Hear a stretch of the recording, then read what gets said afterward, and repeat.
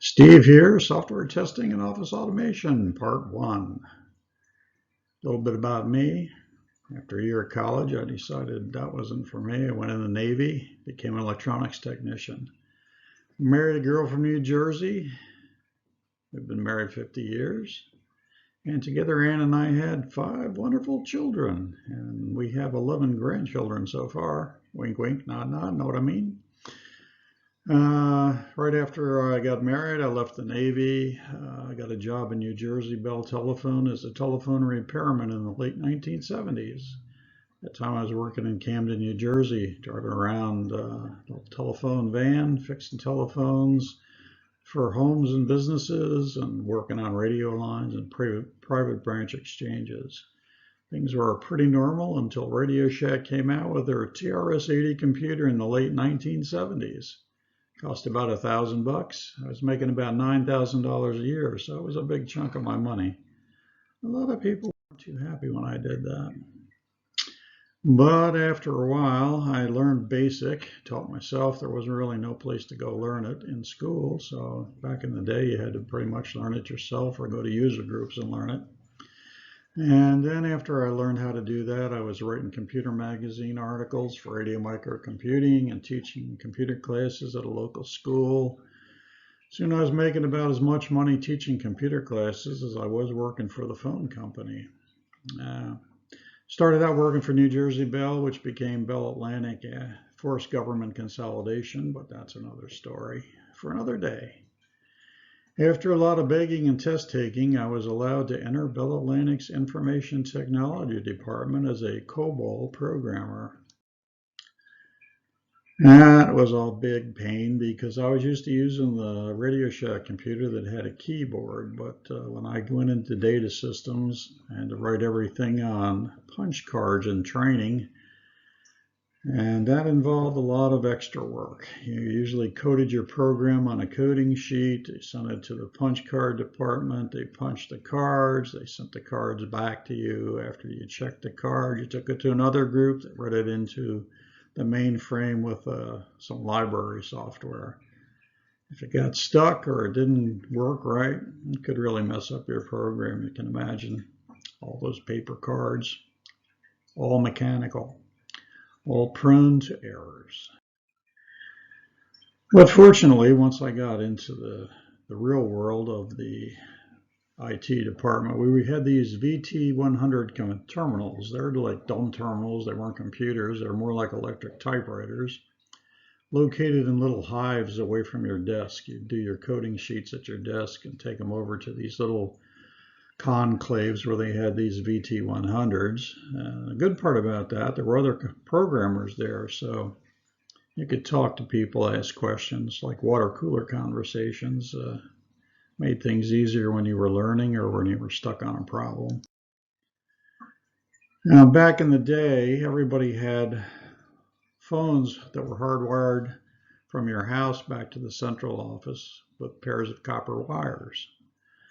Now, many of you watching this probably don't remember home phones, but they had wall phones and desk phones and different shapes and colors and sizes to appeal to everybody's artistic temperament. But each phone was connected through a pair of copper wires, and all these copper wires had to be kept track of back at the phone company. And as you guessed it, like the punch cards for the computers, most of the information for all this copper wire inventory was kept on paper. And one of the big project I first worked on was called Turks. It was the big computer inventory system that took all this information that was recorded on paper and a few little computer systems that weren't talking to each other. And Bell Labs invented this inventory system, this trunk inventory system that was written in COBOL. So we had a lot of work for a couple of years taken and reformatting all this paper information into the right format so the COBOL program Turks could operate on it. And fortunately, even though that took a few years, IBM had came out with this PC, like you're familiar with. It was a PC computer, personal computer. It's called a 3270. It could actually talk to the mainframe. So now we didn't have to just write programs in COBOL that could take data and put it into Turks. Now we could write programs that would take data and massage it a little bit before it went into Turks. And TaskMate was the kind of a screen scraping tool that you could use to take information from one system, reformat it into the Turks format, bring up the Turks screens, and pump it into Turks. So it saved a lot of time and a lot of money. But of course, both when we were doing this with COBOL programs into Turks and when we were using the 3270, not all the records would go through. So there was a kind of a cycle where you'd try to put some records into the mainframe, errors would fall out, you'd reformat it, try to put it back into Turks again. And that's how it went on for a few years, even after Turks was operational. Now,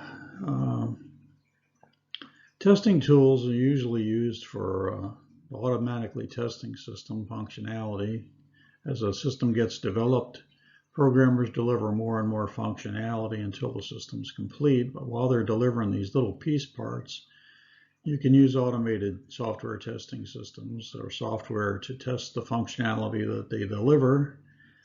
And you can use some other software to test multiple loads, like that simulate many people logging into a system. You can use it to reformat filed data, and you can use it for office automation, replacing some people with automated tasks.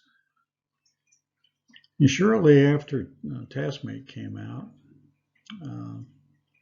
which was the screen scraping tool developed by Belcore, a couple guys formed this company, Mercury Interactive Corporation, that used a kind of like a basic language that you could take data, reformat it,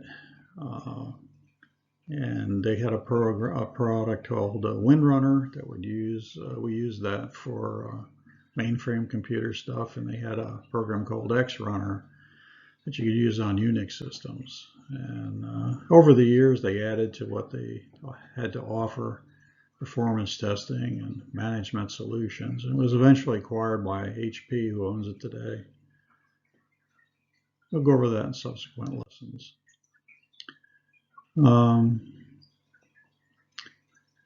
But over the years, I found that these automated tools like TaskMate and Windrunner, XRunner, and that ilk of automated tools could be used just as much for office automation as it could for testing software applications that were under development.